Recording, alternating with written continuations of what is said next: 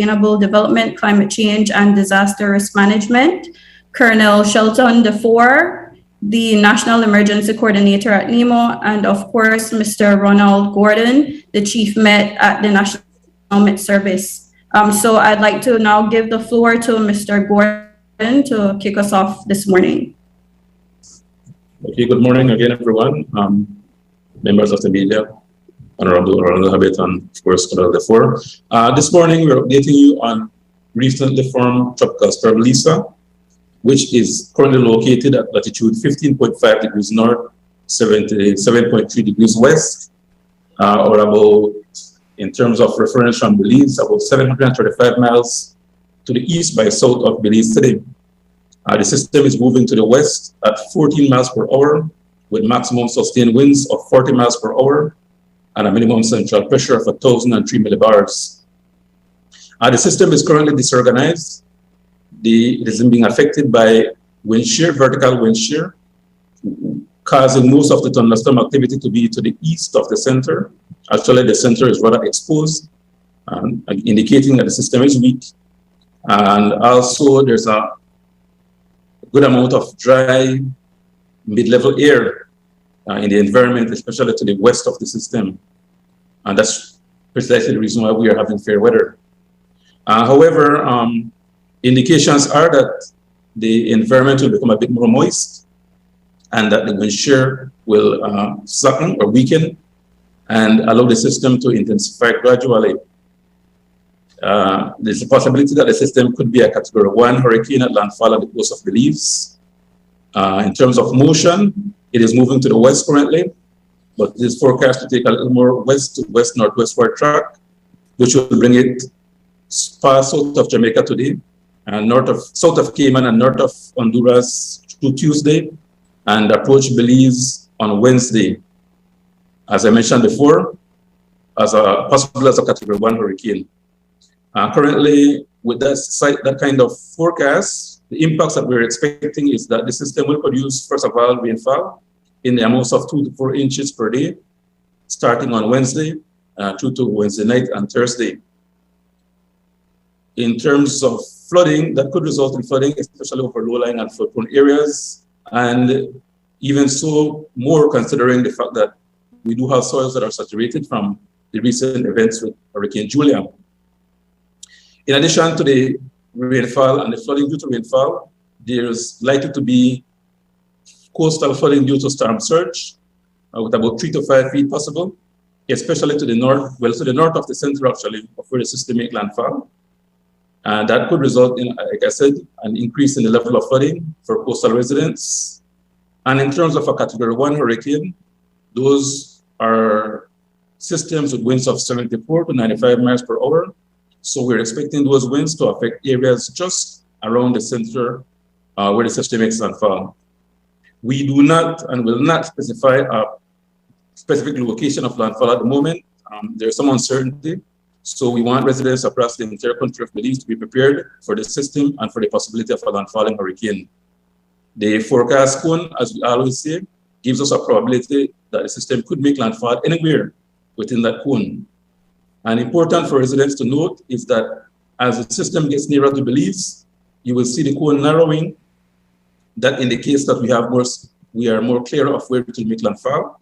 However, because the cone narrow, there will be locations within the country that will not be covered by the cone. And the misconception that some people will get from that is that those areas will not be affected. It is important to note, and we saw that with the situation in Florida, that there will be impacts outside of that cone. And hence the reason, again, why we want the residents across this entire country to be on the alert for the system as it approaches us and makes landfall on Belize, like I said, late Wednesday or into Thursday morning. I will pass here for questions, unless, of course, the press office decide that we take questions after everybody has spoken. Can we do the questions at the end? Thanks, Mr. Gordon. Sure. And now Minister will give us some remarks. Your mic is on mute, Minister.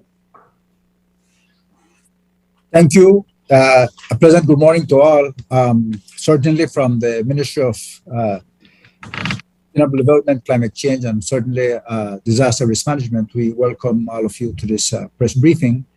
I think it is absolutely important for everyone to know that once this system started to develop, the Meteorology Department and NEMO have been in close contact and advising myself, the CEO, and also Cabinet. And as things have developed, the Prime Minister is aware of everything that's going on. Cabinet is also certainly advised as soon as we get any updates. And for us, especially knowing that we can lose in terms of assets, and all these things are important: agriculture, housing, infrastructure. But primarily for us, our greatest asset is our human natural resource, our people. So you will hear the Met Office, NEMO, making these advisories, and certainly telling people that they have to listen to the advisories, and certainly that they have to be keen and take heed on those advisories, which are very important. Chief Met just mentioned the issue of those areas outside of the cone and how it affected the people in Florida. And so we want our people to stay tuned to the messages and all these advisories so that they can certainly be prepared. And in the case of a really extreme event, then take all those precautions to save lives. Thank you. All right, thank you, Minister. And Colonel Lafour, I don't know if you have any remarks. Yes, good morning to the media. Morning, Minister. Morning, Chief. The National Emergency Management Organization have been monitoring this development since, I think, Wednesday or Thursday of last week.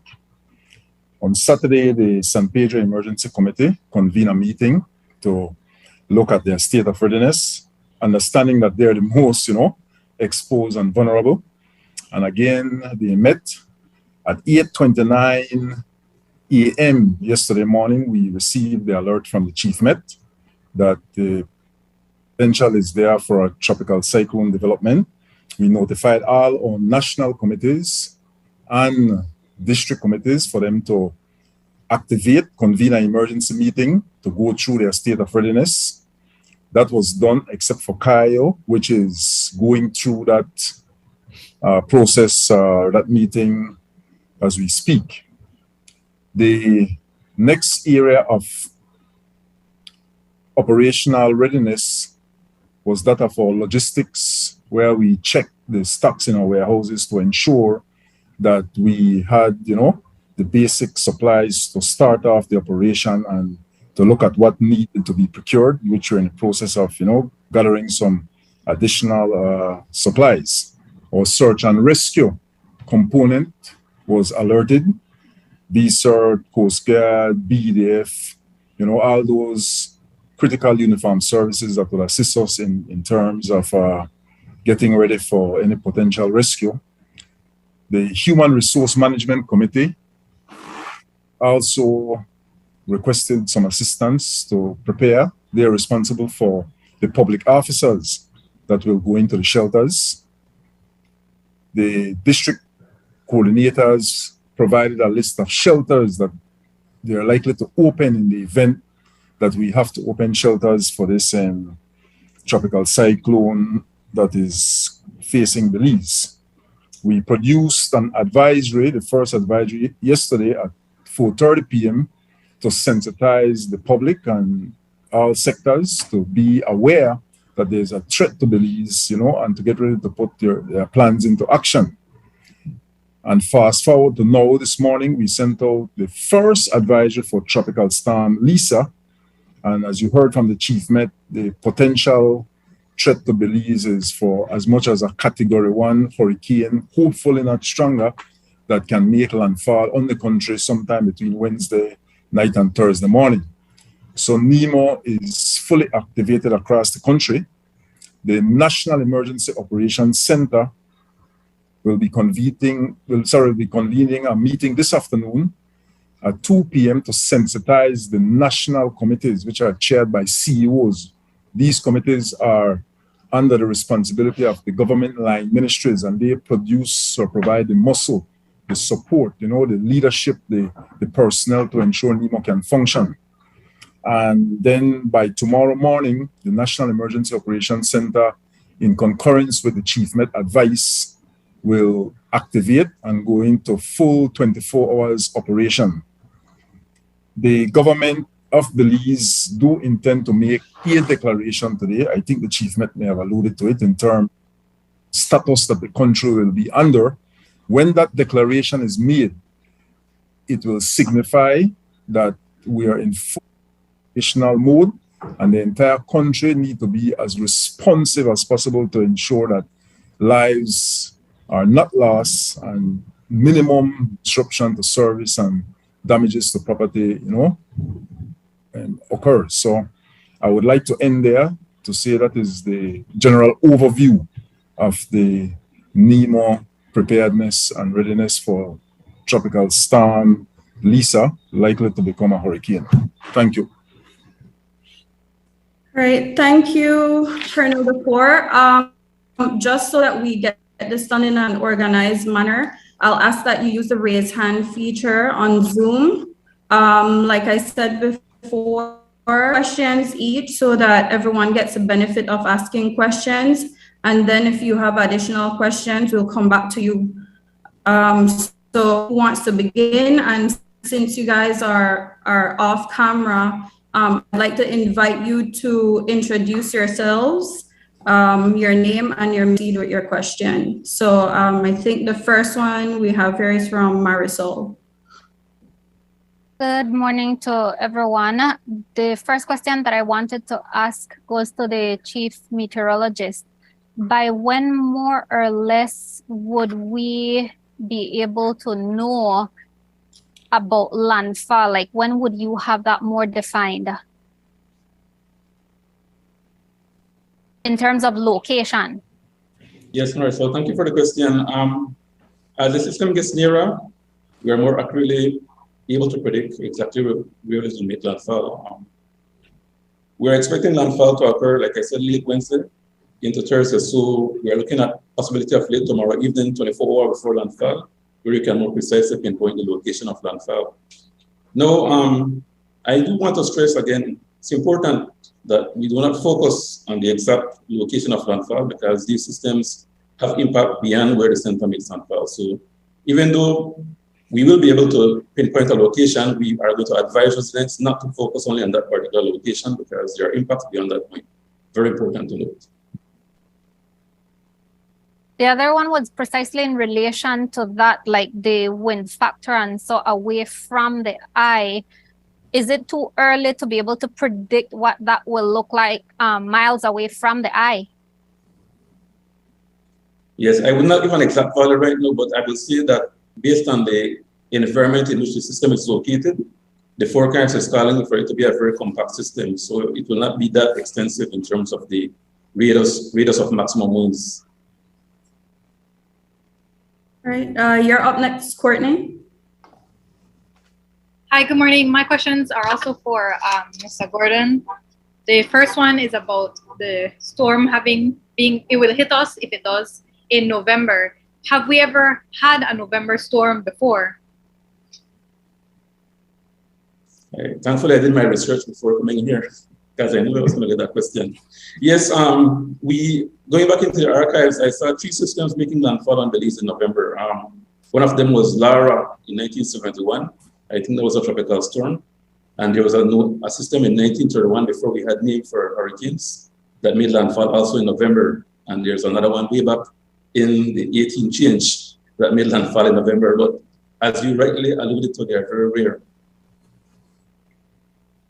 Okay, and my second question is about rapid intensification. We know that, well, as you said, the hurricane, if it does hit Belize, it's likely going to be a category 1. But we know that in the past, there have been hurricanes that intensify rapidly right before they reach. Is this something that we're maybe not expecting, but preparing for? Well, the preparation part, I will have to defer to NEMO, but certainly you are right. And I always say this, and I'll repeat it again.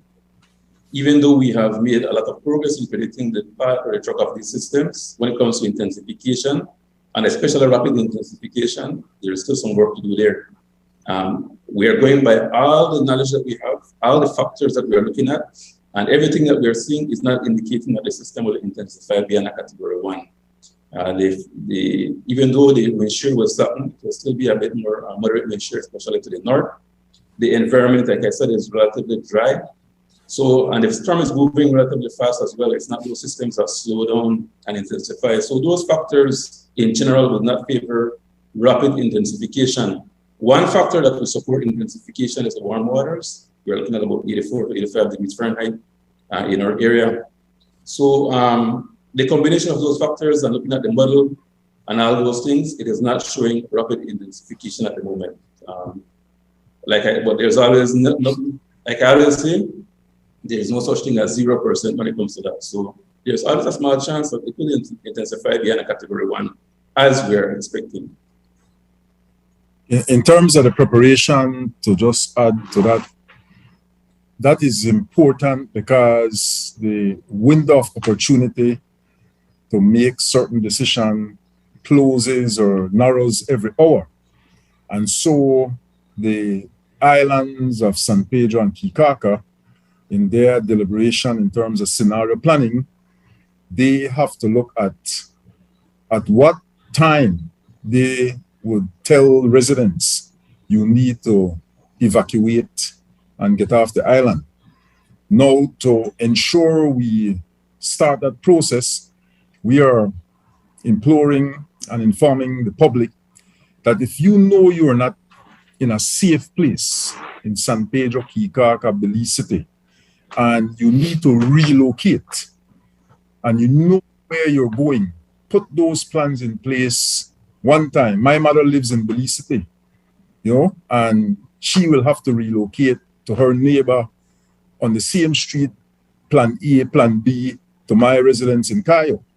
And so we discussed that yesterday, and so this is what is important, that the public know exactly where they need to go if they're in a vulnerable situation, because once the window of opportunity closes, sea state will not allow us to move people by sea once the conditions don't permit.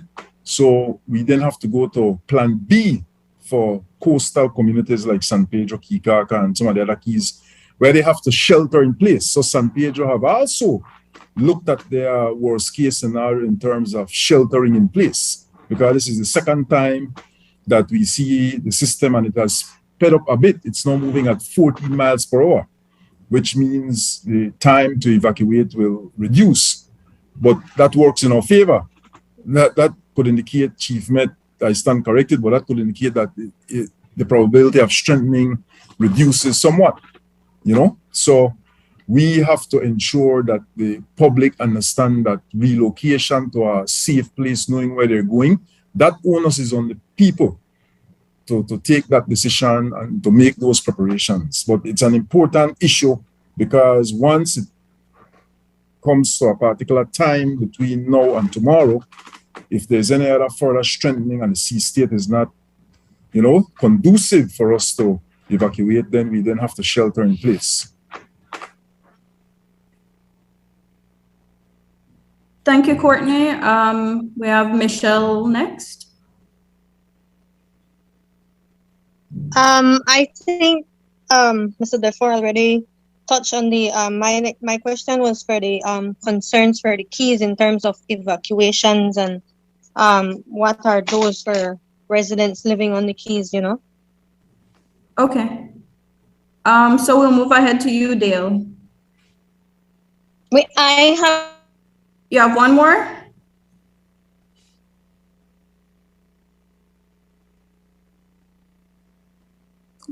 We'll go ahead with you, Dale, and then we'll come back to Michelle. Thank you very much. I want to follow up with a question to the chief meteorologist.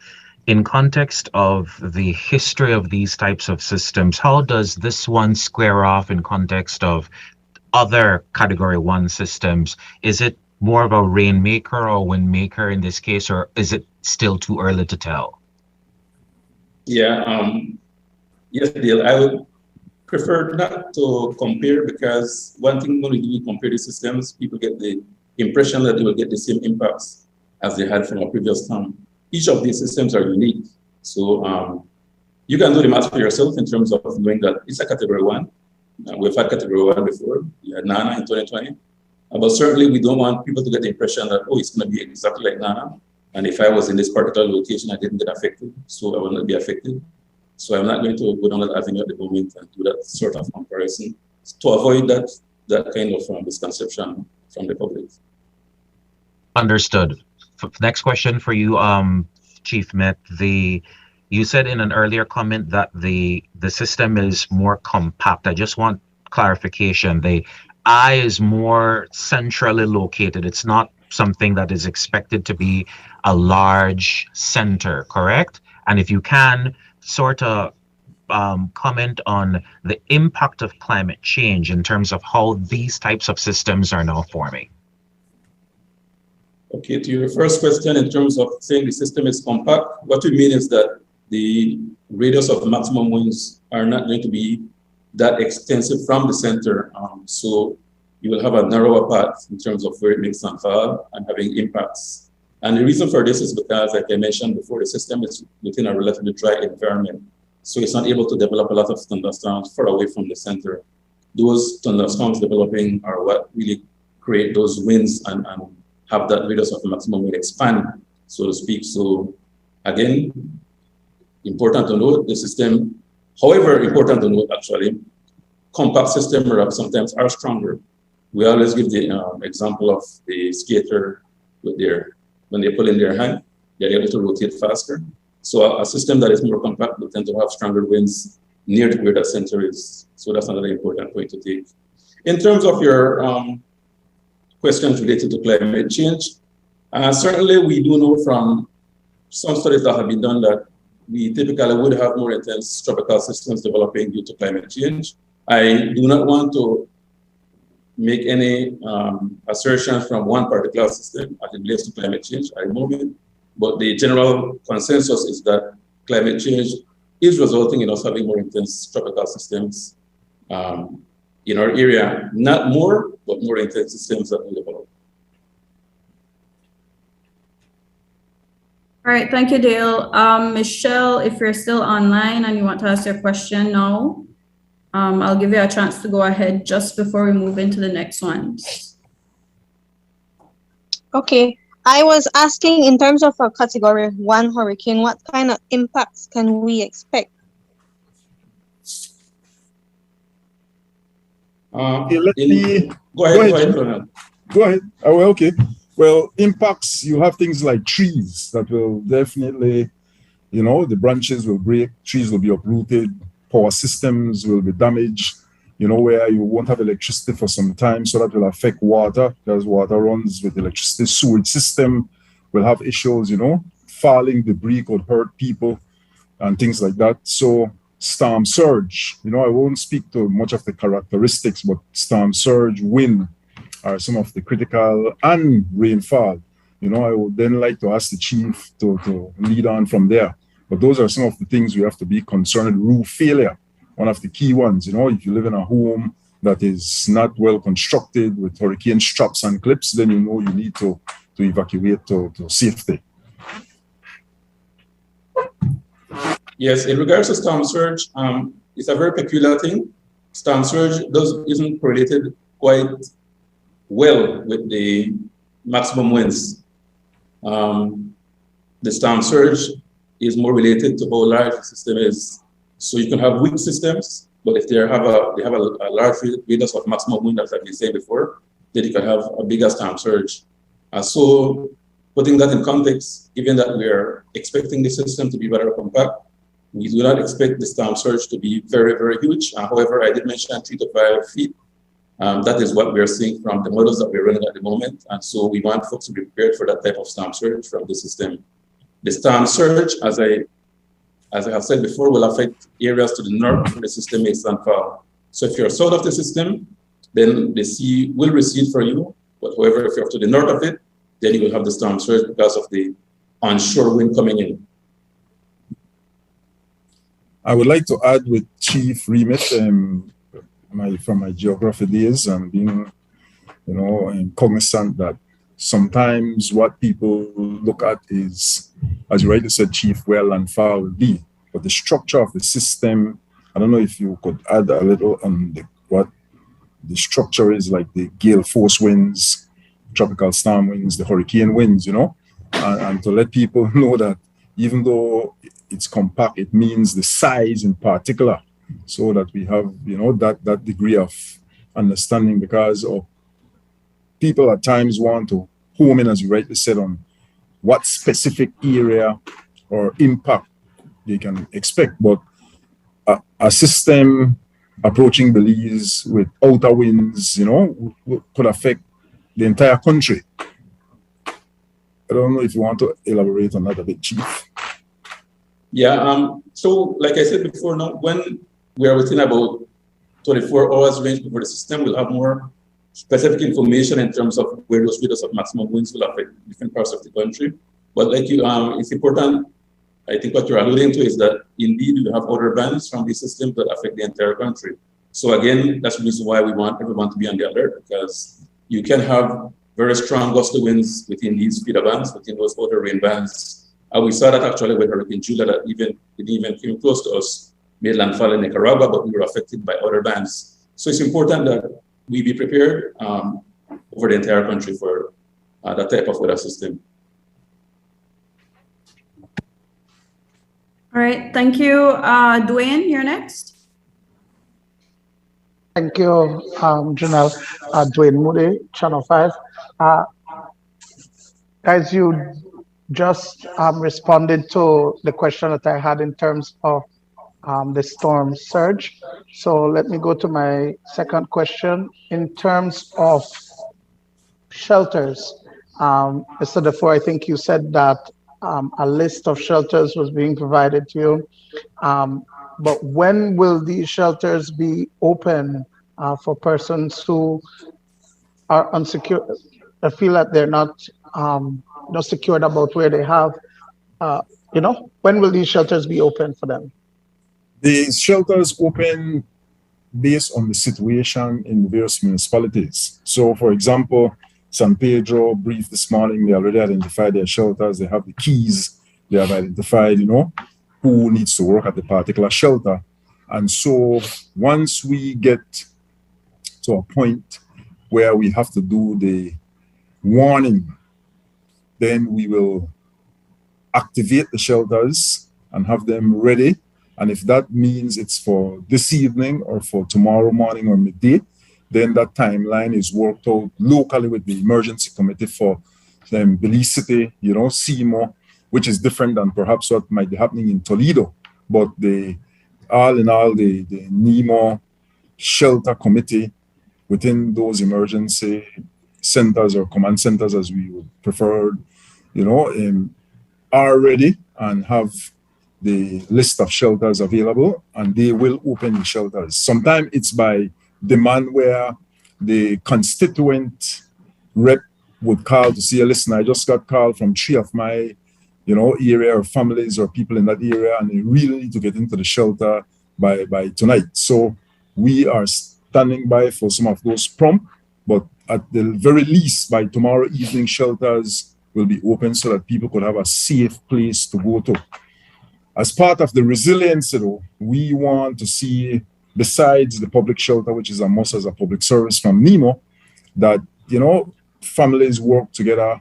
And many people will do that, because the first instinct for survival is for people to go where they feel safe with families. But the shelters, back to your question, will be open as early as required so that we have the space for people to go into. And then, since I had 2 questions, right? Another issue that we often seen during this time is price gouging. People will be out trying to get goods so that they can be prepared. They'll be out there, and some businesses would hike up their prices. Any comments to that? Yes, I think that it's something that has happened before, and on other occasions, I think we have heard the Minister of Agriculture, Honorable Hosamai, speaking about that, and we certainly implore these businesses to really not do that because it affects largely the poor people who really can't afford it. And so there are certain items that we know are controlled, so you can't increase the prices on those. But there are other items that will be absolutely necessary for these people to take to their shelters or to move from one place to the other. Or even if you want to stay at home and you start to stock up on water and some food, then sometimes this issue with price gouging occurs. And certainly, I can say for sure that the government of Belize discourages this type of activity. All right. Thank Thanks, Dwayne. Aaron, you're next. Thanks, Janelle. Morning, everybody. Aaron Hughes, reading Belize News. In terms of mass evacuations, I think Colonel and Minister have spoken to that. I wanted to ask specifically in terms of San Pedro and P. Clarker, because I think at least one water taxi service has already announced that they will not have a service, I believe, after tomorrow, certainly not Wednesday. Are there shelters in place here in the city for individuals from San Pedro and P. Clarker who we want to do? Yeah, I mean, in addition to those already established out there. Yeah, I didn't get you clearly, but I think I got the gist of your question. And the answer is yes, for the people in San Pedro, shelter is in Belmopan. The plan is to move them to UB and Gymnasium because we have a shelter evacuation plan. And so that is where people from San Pedro and the Keys would come in from. Experience in October 2012, Hurricane Rina, we did open the UB Gymnasium and we did get people from the Keys who came in and sheltered there. But we noted a lot of people preferred, as I mentioned earlier, went with families and friends, no? And so that take the pressure off the system somewhat. But the evacuation window, which you touched on as well, is critical in the sense that those same water taxis, as you mentioned, they do the evacuation for us. So that's one of the reasons why they are calling off, travel by their means from the Keys to the city. Because if we call upon them to do mass evacuation, they have to have their vessels ready to support us. And so the plan is always, once a system will make landfall as a category 2 and above, particularly a strong category 2 and above, the National Emergency Management Organization responsibility is to do a government coordinated evacuation of those vulnerable families that are in those exposed areas of the country. And then that would go into effect. But as I mentioned, the window closes with every passing hour. And the forecasted landfall is for category 1. And so we are monitoring this very closely. This is a very challenging time for NEMO because once that system stalls and strengthens, then if we don't get people out in time, they have to shelter in place. So the plan then is twofold. What happens if we cannot get them out? Then we go to plan B, where they shelter in place. As you know, San Pedro have the most hotels, I believe, in the country. So shelter space is not a problem, and that is a part of the plan for the for the San Pedro Emergency Committee. Okay, thanks. And then the chief met, I think you already said in terms of the forecast track, it's still too early, but from the international reports, there is a high pressure system over the general Northwest Caribbean Sea that appears to be keeping the system more southward than you would expect for this time of year. Is that correct? And if so, is there a chance that it moves it just enough south that we don't get the very worst of it, or else the models forecast us to be in the right way? Yes, thanks, Aaron. Before I answer your question, I got a message to clarify regarding the radius of maximum winds. So I'll do that first. Currently, the tropical storm force winds extend out to 105 miles from the center of the system. and those are mostly to the north and northeast of the center. So important to note, if anybody wants to know, 105 miles out from the center and mostly to the north and northeast. In terms of your question regarding the steering of the system, you are right. There is a high pressure ridge to the north of it, and that will continue so. In fact, I think when the system is approaching Belize, the ridge will build farther south, forcing the system on a more southwestward track, so just south of the US. Whether it will go far enough south to produce limited impact, that's a possibility. If you look at the cone on the farthest or the outer southern edge of that cone, I think it's even going into Honduras, if I'm not mistaken. So it is important that we realize, like I always say, that the center of that storm can be anywhere within that cone in the time period specified. So the center of the cone, of course, is coming to Belize, but the probability is there that the system could go farther south. Why do we need to prepare for the worst case scenario? So the most likely scenario is that the system moves dead center of that cone and makes a direct landfall on the country. But you cannot rule out what you just said. It's not out of the question. All right, thanks very much. All right, thanks, Aaron. And then we have Carmelita. Hey, good morning. My question is either for the Chief Met or Mr. DeFore. Just a message or advice to our residents who live in the Albion Islands here in the north, because I know we've spoken about the Keys, San Pedro, and Key Cocker, but a message of advice to those residents who live, for example, in Douglas, San Antonio, Rio Hondo, Santa Cruz, considered Albion Islands here in the north at this time. Well, the advice for them is that they have to pay keen attention and monitor the rainfall events and look at the rise of the river through the river monitors and the district emergency committee that we have in Orange Walk, that will be in close coordination with the village chairpersons to know exactly if and when they will need to move up to higher grounds or to move out from that particular area. Fortunately, in some sense, the Rio Hondo is a river that takes a while to flood, you know, depending on the amount of rainfall in Mexico and in Belize, and as flooding over a period of time. It takes sometimes up to a week or a week and a half before it floods. And when it floods real bad, as we know the Douglas experiences, and it stays up high for a long period of time. And so they just need to be very vigilant, listen. Once we have indicators, the hydrology department responsible for flood forecast and information, they'll be putting out their bulletin. They will say it on the radio and on the TV, the news. So we want them to be very vigilant. At this time, the Chief Met alluded to that. Listen, we don't know specifically to a T what will occur. We are looking at the best case scenario, and then we look at the worst case scenario.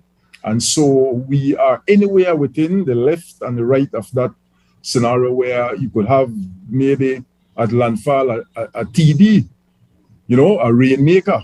But at a worst case scenario, you know, the Chief Met indicate that it could be a Category 1 on the National Hurricane Center, a Category 1 hurricane, and who knows, based on experiences we have seen with just Ian recently in Florida. So we have to have a high degree of vigilance. All right, thank you. Right, we have about 5 minutes left. I don't see anybody else with their hands up here, but from those who have asked questions already, this would be your opportunity to ask another question if you have any. Nobody? Nope. Okay. I don't know, Chief, Minister, Colonel, if any of you have some parting words you'd like to share before we sign off. Well, I think that it is important to mention once again that government would really like that our people listen to the advisories and take heed. Certainly, with time, having been very timely with this, as mentioned, there will be frequent reporting and advisories, so people have to listen keenly. But also to mention on the issue of shelters, that it is absolutely important that I think Colonel before mentioned that many times you ask that your neighbor can house you if possible, a friend that has a better home can house you if possible. Largely, the largest percentage of our shelters are schools, and as much as possible, we want to make certain that our children remain in school. I know when it's an emergency event, we'll have to utilize those schools as shelters, but also recall that it takes some time for cleanup also after, so that these children can go back to school, and they're the ones that might lose the most. So asking all those who can assist their neighbors and friends to always have an open door for them also. But also to mention that Cabinet is fully aware of what's going on, but also very supportive. And I am certain that we also have other organizations, NGOs, and the private sector that always help us. And not to forget that people who are involved in rescue are also human beings, are also people. Mostly we have people that from the NEMO committees, but we also have the BDF, we have the Coast Guard who are also involved. And so we don't want to put them at risk if it is not needed. Thank you. We have some reporters that changed their minds. So we do have a few more minutes for questions. I'll just take these questions from Marcel and Courtney, and then that's it. And then if the chief or colonel have anything else to add, then we'll wrap up once they're through. Go ahead, Marcel. Thank you. No, it was someone who's asking if you all, and I think this would be to Mr. D4, how dams work in these situations. And I know that they have their whole system of what they do in these instances, but if you could explain if you know. Well, okay, from my knowledge in terms of working with vehicle over the years, there are 3 dams. You have the Varka Dam, the first dam going upriver, the Makal. Then you have Morion, and then you have Chalio. And these dams have spillways, particularly Chalio. That's one of the major concerns, where the dam would build up water in its reservoir. And I stand corrected, Mr. Alonso, if he's listening, vehicle, you know. The dams build up water in the reservoir and it spills. They use the water to generate power. So when it reaches to a threshold, a height or a level, it naturally flows over that first spillway and then it goes downstream. Now, if there's heavy rainfall in the mountain pine ridge and you have a large volume of runoff in a short period of time, the reservoir for the dam is capturing and holding that water, which normally would have come downstream at a rapid pace and create, flash floods and things like that. So they do play a strategic role in retaining the volume of water that will come downstream from the high to the low ground into San Ignacio and the communities farther down. And so once it reaches the first spillway, if it continues filling up because of the runoff and the amount of rainfall, it spills at the second spillway, Now, that is when some concern ought to be there because it means the volume of water is increasing, consistently downstream. We have seen it reach as high as the towers, spilling from above the towers. That's when now you're going to get your top gallant flood, your massive flood event in Cayo and downstream communities. And so we monitor, at what stage they send us a report in terms of the water levels per day once it starts to rain and which spillway it's spilling from. And so we will incorporate that in the advisories so that the public is attuned to what's happening, So in a sense, that is how the dams operate. And we have very close communication with BCOL, Just a month or so ago, we attended a meeting virtually with the new CEO and everybody to go through the coordination of the information for warning and things like that. So, and they have one of the best earth sensing system because of earth tremors, in Belize. They will sense earth movement with their equipment to a very finite, movement, and they'll be able to monitor the state of the dams and to keep us abreast of what's happening. Because sometimes from what we have experienced, it's not the amount of rainfall and the pooling of water, catchment in the reservoir, It is the earth movement situation, you know, that we will be concerned with once it's filled. If you have a crack or a breach due to, you know, excessive earth movement. So they monitor that as well. All right, you can go ahead, Courtney. Okay, I believe my question is for Mr. Gordon. I wanted to ask the likelihood of something that people may refer to as mini cyclones or mini tornadoes. I'm not sure of the exact terminology, but I believe it affected Ladyville during Hurricane Richard. So I wanted to ask you about the likelihood of that happening with Tropical Storm Lisa or Hurricane Lisa. Sure, Courtney. In regards to that type of system, and the correct term that we refer to them is microbursts. They occur due to intense thunderstorm activity. And as we saw, I think as recently with Julia, we had that situation in Belize today, where we had houses losing their roofs and so on. That's certainly a possibility with these landfalling systems, no? So we won't discount that, and they can occur far away from where the center makes landfall as well, due to intense thunderstorm activity. So again, that's another reason why we certainly encourage residents across the entire breadth of this country to be prepared for this particular system that will affect us. All right, I think that concludes our press brief for today. Minister, thank you very much.